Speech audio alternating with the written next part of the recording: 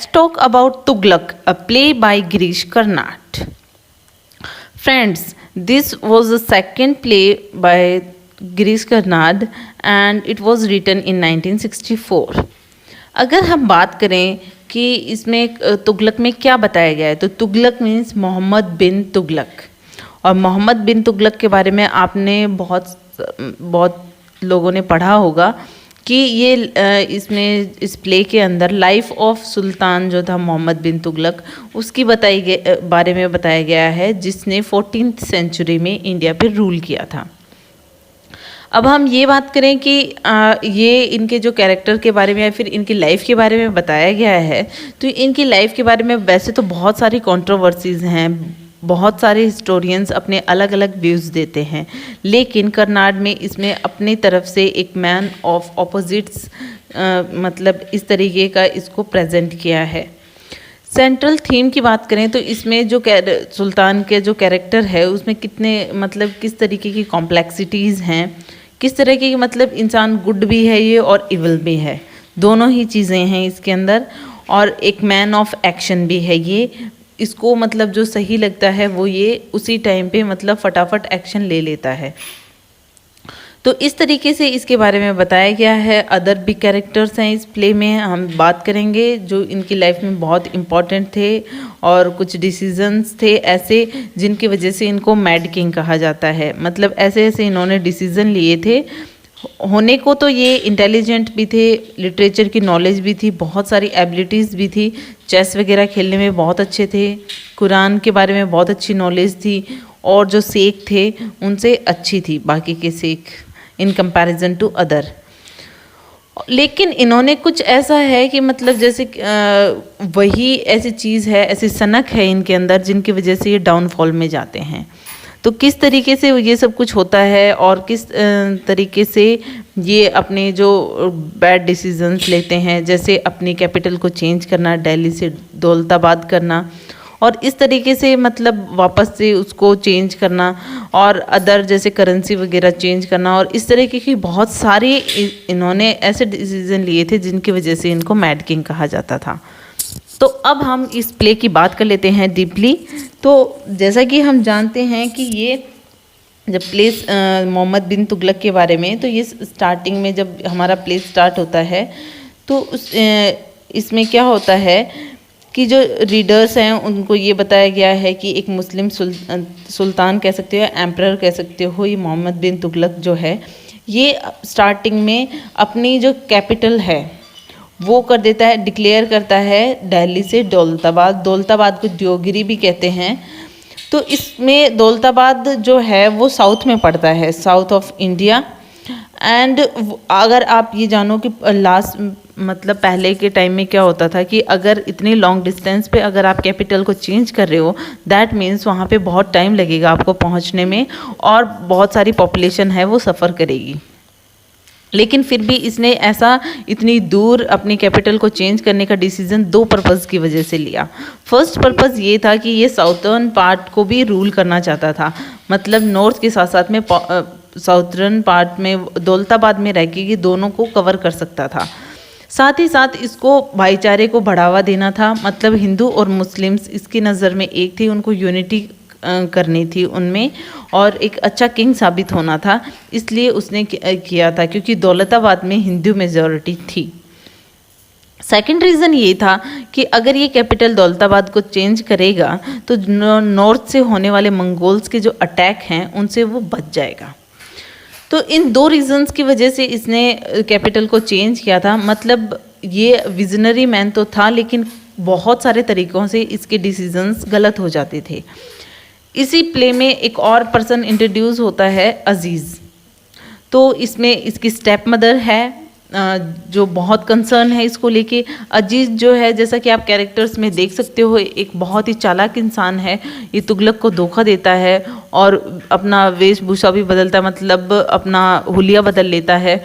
और किस वजह से हम देखेंगे प्ले में, आजम जो है ये इसका अजीज़ का क्लोज़ फ्रेंड है और इसका पार्टनर रहता है बहुत बार चीट करने में। जयाउद्दीन बर्नी, जैसा कि हम जानते हैं बर्नी का नाम हमने सुना है, उस टाइम के एक हिस्टोरियन थे। नजीब जो थे वो एडवाइज़र थे तुगलक के। शेख इमामुद्दीन जो थे एक क्रिटिक थे तुगलक के, मतलब ये एक फुलिश एक्ट्स जो भी करते थे उसके लिए इनको क्रिटिसाइज करते थे। एन उन मुल्क जो थे वो तुगलक के पहले तो फ्रेंड हुआ करते थे, लेकिन इस प्ले में बाद में वो उसके दुश्मन बन जाएंगे। तो हम उसी पर्सन की बात कर रहे हैं, अजीज़ की। अब जो कोर्ट में अजीज़ आता है, और अजीज़ जैसा कि मैंने बताया बहुत ही चालाक इंसान है, और वो वैसे तो मुस्लिम है लेकिन उसने खुद को हिंदू में कन्वर्ट कर लिया है। और क्यों कर लिया है? क्योंकि जो तुगलक था वो सेक्युलरिज्म में विश्वास करता था, मतलब धर्मनिरपेक्ष था, धर्म के नाम पे किसी से कोई भेदभाव नहीं करता था, और इसीलिए वो हिंदू मुस्लिम की यूनिटी चाहता था। अब वो मुस्लिम सुल्तान होकर भी इतना मतलब कुछ ज़्यादा ही सॉफ्ट कॉर्नर दिखाता था हिंदूज़ की तरफ, ताकि वो हिंदूज़ को इस तरीके से ना लगे कि वो हमें मतलब कम समझते हैं, या फिर वो उनमें खुशी चाहता था कि वो मुझे एज ए किंग लाइक करें। तो इस तरीके से वो आइडियलिस्टिक बनना चाहता था और यूनिटी चाहता था। इसलिए तो इसी वजह से अजीज़ जो था कि उसको ये कमजोरी पता थी तुगलक की कि वो ये सब कुछ चाहता है और एक सॉफ्ट कॉर्नर रखता है हिंदूज़ की तरफ से, क्योंकि उनका दिल जीतना चाहता है। इसलिए वो खुद को मुस्लिम से हिंदू में चेंज कर लेता है। और जो तुगलक था वो अपने बहुत सारे डिसीजंस और पॉलिसीज़ में फेवर करता था हिंदूज़ को, इसलिए अजीज़ को अपना जो मुस्लिम से हिंदू चेंज हो जाता है और अपना नेम विष्णु प्रसाद कर लेता है, एक हिंदू ब्राह्मण बन जाता है, और केस कर देता है तुगलक के अगेंस्ट ही कि उसने उसकी लैंड अनफेयरली ली है।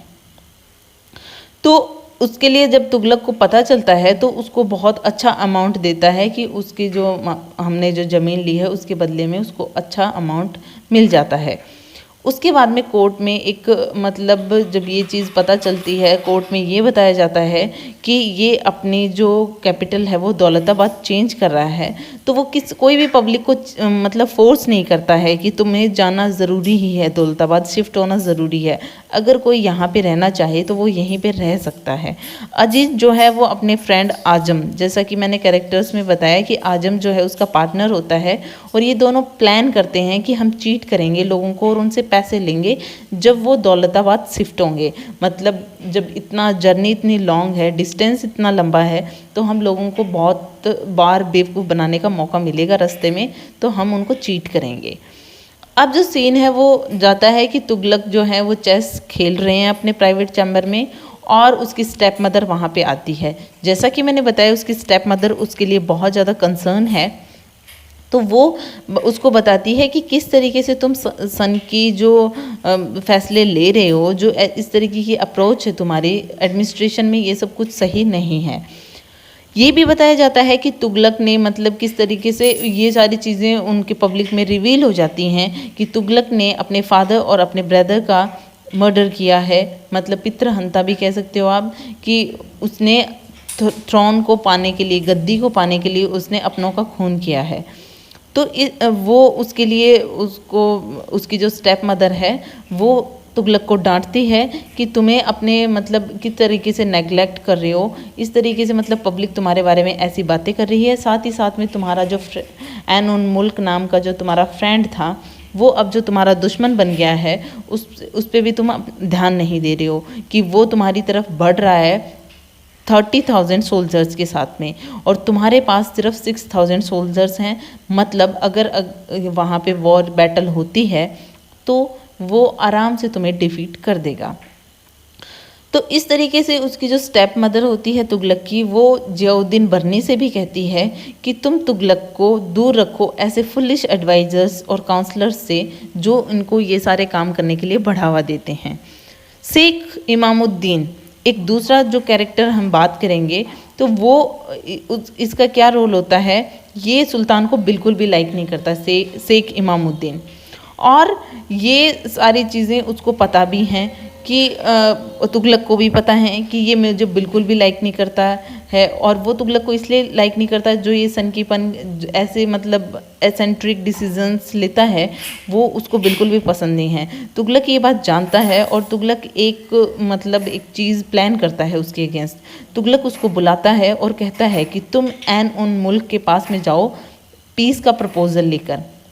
मतलब शेख इमामुद्दीन को एन उल मुल्क के पास भेजने की तैयारी हो रही है। एन उन मुल्क भी तुगलक का दुश्मन है और शेख इमामुद्दीन भी। अब शेख को क्या करते हैं, एकदम रॉयल कपड़े पहनाए जाते हैं और एक एलिफेंट पे बिठाया जाता है। तो तुगलक ये इसलिए करता है, कोई इंटेंशन के साथ में करता है, और वो इंटेंशन क्या है वो हम देखेंगे। बाद में ये न्यूज़ आती है कि शेख इमामुद्दीन का मर्डर हो गया। किस तरीके से मर्डर हो गया, क्योंकि ऐन उन मुल्क जो था वो तुगलक को लाइक नहीं करता था, और तुगलक समझ के उसने शेख इमामुद्दीन को मरवा दिया, क्योंकि उसको उसकी रॉयल ड्रेस और उसको एलिफेंट में देखकर उसने मतलब ऐन उन मुल्क ने उसे मोहम्मद बिन तुगलक समझा था। तो इस तरीके से हम ये देखते हैं कि इसमें जो तुगलक है वो कुछ डिसीजन ऐसे लेता है कि जिसकी वजह से यहाँ पे जो रतन सिंह एक और कैरेक्टर है, वो ये सारा जो उसका प्लॉट है वो सबके सामने रिवील कर देता है, और इसी इंसिडेंट से कि मतलब लोगों का और भरोसा उठ जाता है। अब यहाँ पे रतन सिंह के साथ में और सारे लोग मिलकर सुल्तान का मर्डर करना चाहते हैं, मतलब तुगलक का मर्डर करना चाहते हैं, लेकिन क्योंकि उनके जो फुलिश एक्ट हैं वो ख़त्म नहीं हो रहे हैं, और वो उनको स्टॉप करने का उनको यही तरीका नज़र आता है कि वो जब दौलताबाद में मतलब फटाफट वो शिफ्ट करने की सोच रहे हैं, और उसमें हिंदू मेजॉरिटी पॉपुलेशन है, इसलिए वो ये सब कुछ कर रहा है। ये सब जानते हैं, रतन सिंह और अदर लोगों को ये सब बात पता थी। दूसरी तरफ वो जो रतन सिंह वगैरह जो और उनकी जो और पार्टनर्स हैं, वो शिहाबुद्दीन से भी बात करते हैं कि वो भी उनको ज्वाइन करे और यहाँ पे उसको सुल्तान को मीन्स तुगलक को मारने में उनका की मदद करे। लेकिन शिहाबुद्दीन इसके ऊपर कोई रिस्पॉन्ड नहीं करता है, और वो उनका प्लानिंग ये होती है कि हम सुल्तान का मर्डर उनको प्रेयर टाइम में करेंगे। लेकिन बाद में ये प्लान रिवील हो जाता है और वो पकड़े जाते हैं और उनको डेथ सेंटेंस सुना दिया जाता है। तुगलक जो है वो उनकी डेड बॉडीज़ को पब्लिक में हैंग करने के लिए कह देता है कि इससे लोगों को कोई लेसन मिले कि इन्होंने सुल्तान की अगेंस्ट प्लॉटिंग की थी। दूसरा रेडिकुलस डिसीजन ये होता है कि तुगलक ने करेंसी को मिंट कर दिया था, मिंटेड और कॉपर एंड ब्रास मेटल, मतलब उन्होंने सोने चांदी की भी बनाए, और उसके बाद में उन्होंने ये भी कहा, जो करेंसी बनाई थी तो उन्होंने ये कहा था कि कॉपर और ब्रास की जो करेंसी है उसी की इक्वल है सोना चांदी, मतलब कोई भी करेंसी किसी भी मेटल की बनी हुई हो उसकी इक्वल वैल्यू है। तो कोई मैटर नहीं करता है कि वो गोल्ड, सिल्वर, कॉपर या ब्रास की बनी हुई है। तो लोगों ने ये क्या मतलब और उनको फ़ायदा होने लगा, क्योंकि कॉपर और ब्रास बहुत सस्ता मेटल था, तो लोगों ने जो है फेक करेंसी बनाना स्टार्ट कर दिया और उनको गोल्ड और सिल्वर में एक्सचेंज करवाने लगे, जिस वजह से मतलब बहुत स्टेट को घाटा होने लगा। दूसरी तरफ इन्होंने बैन कर दिया प्रेयर्स पे, तो पीपल जो थे उनको मतलब बिल्कुल फुल्ली सुल्तान कहने लगे थे। तुगलक जो थे अब ये चाहते थे कि मतलब बहुत जल्द से जल्द हम दौलताबाद पहुँचें और अपना वहाँ पे मतलब एज़ अर्ली एज़ पॉसिबल हम शिफ्ट हो जाएं। लेकिन लोग जो थे उन पे उनको बिल्कुल भी ध्यान नहीं था। वो रास्ते में हंगर की वजह से, डिजीज़ की वजह से और बहुत सारे अदर रीजंस की वजह से मर रहे थे। अजीज़ जो था वो अपने फ्रेंड आजम के साथ में वो भी लोगों को चीट कर रहा था और लोगों को पागल बना के उनसे मनी एक्सट्रैक्ट कर रहा था। अब जो सीन है वो दौलताबाद पहुंच जाता है, दौलताबाद शिफ्ट हो जाते हैं और वहाँ पे नज़ीम नाम का एक एडवाइज़र होता है तुगलक का, उसका मर्डर हो जाता है जो तुगलक के बहुत ज़्यादा क्लोज होता है। तुगलक की स्टेप मदर जो है वो उसको स्कोल्ड करती है तुगलक को कि तुम किस तरीके से अपनी स्टेट की इकोनॉमी को किस तरीके से कोलैप्स कर रहे हो, क्योंकि लोग जो हैं वो फेक करेंसी बना रहे हैं। कॉपर और ब्रास में की जो करेंसी है उसको मतलब कॉपर और ब्रास से फेक करेंसी बनाई जा रही है और उनको फिर एक्सचेंज किया जा रहा है गोल्ड और सिल्वर से। तो इस तरीके की फुलिश डिसीजन तो मत लो, इससे हमारे स्टेट को क्राइसिस होगा। लेकिन तुगलक जो है वो इतना फ्रस्ट्रेटेड होता है नजीब की मर्डर से कि वो अपनी स्टेप मदर की कोई भी बात पे ध्यान नहीं देता है। इस तरीके से वो सिर्फ नजीब के मर्डर पे ही ध्यान देता है और उसको जिस जिस पे शक होता है कि किसने नजीब का मर्डर किया होगा उन सबको एग्जीक्यूट करवा देता है। बाद में उसको फाइनली ये पता चलता है कि नजीब का मर्डर और किसी ने नहीं, उसकी स्टेप मदर ने पॉइजन दिला के करवाया है। तो उसको बहुत गुस्सा आता है और उसको अरेस्ट करवाता है वो अपनी स्टेप मदर को, और तब तक उस पर पत्थर फेंकने के लिए कहता है जब तक कि उसकी मौत नहीं हो जाती। इस तरीके से उसके सारे जो डिसीजंस होते हैं वो फ्रस्ट्रेशन की वजह से वो फटाफट लेता जाता है और उसके सारे डिसीजंस रॉन्ग साबित होते हैं। पब्लिक में ये अनाउंस किया जाता है कि गियासुद्दीन अब्बासिद आ रहा है, मतलब दौलताबाद आ रहा है वो गियासुद्दीन अब्बास। अब जो है लोगों को मतलब इसमें कोई इंटरेस्ट नहीं है कि वो दौलताबाद आ रहा है, क्योंकि उनको तो अपनी भूख से मतलब है। लोगों में खाने की कमी हो रही है, जो गंगा यमुना का जो जो फर्टिलाइज़र लैंड थी उसमें जो बोना था या फिर फसल होती थी वो ख़त्म हो चुकी थी अब, और उसकी वजह से लोगों के पास में अनाज कम हो रहा था, जिसकी वजह से हंगर बढ़ रही थी और लोग मर रहे थे। तो यहाँ पे कॉमन जो लाइफ ऑफ कॉमन मैन से उससे मतलब ही नहीं था, वो तो सिर्फ वेलकम करने की तैयारी में जुटा हुआ था गियासुद्दीन अब्बासिद की। अब अजीज़ आता है उस टाइम पे। अजीज़ जो लोगों को चीट कर रहा था, स्टार्टिंग में उसने तुगलक को भी चीट किया था, और अब अगेन वो क्या करता है कि अजीज़ गियासुद्दीन अब्बासिद को मार देता है, उसका मर्डर करके, और ख़ुद बन जाता है गियासुद्दीन अब्बासिद।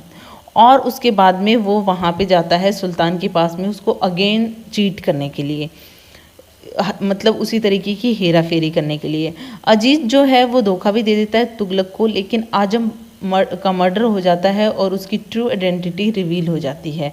बाद में अजीज़ जो है वो सब कुछ तुगलक को बता देता है कि उसने किस तरीके से उसे कितनी बार चीट किया और किस तरीके से वो लोगों का फ़ायदा उठाया उसने।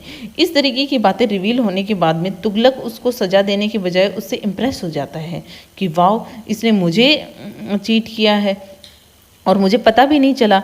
तो वो उसको अपॉइंट कर लेता है एक पावरफुल पोजीशन में अपने ही कोर्ट में। मतलब सोचो, उसको सज़ा देने के बजाय उसने किस तरीके का डिसीज़न लिया। तो इस वजह से वो मैड किंग कहलाया। और साथ ही साथ में इस डिसीज़न के बाद में वो सोने के लिए जाता है, और उसके बाद में जब उठता है तो वो रियलाइज़ करता है कि वो पागल हो चुका है।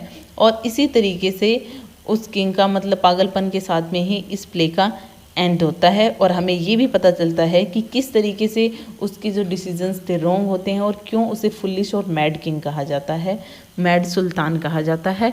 So it is all about this play. Hope you like it. If you like it, please hit the thumbs up button. Please subscribe the channel, put your views and suggestion in comment box. So thank you friends.